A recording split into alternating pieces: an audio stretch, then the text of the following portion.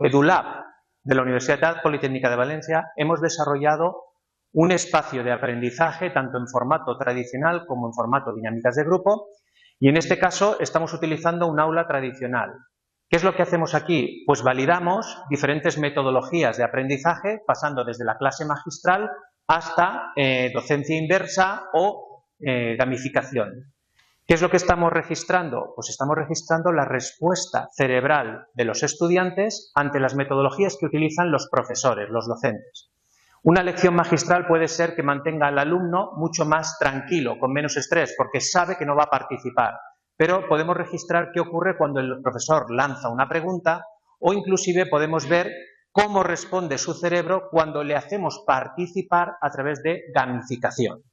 ¿Esto qué nos ayuda? Nos ayuda a saber seleccionar cuáles son las técnicas que tenemos que utilizar en el aula para generar un mejor aprendizaje y un mayor nivel de recuerdo por parte del estudiante.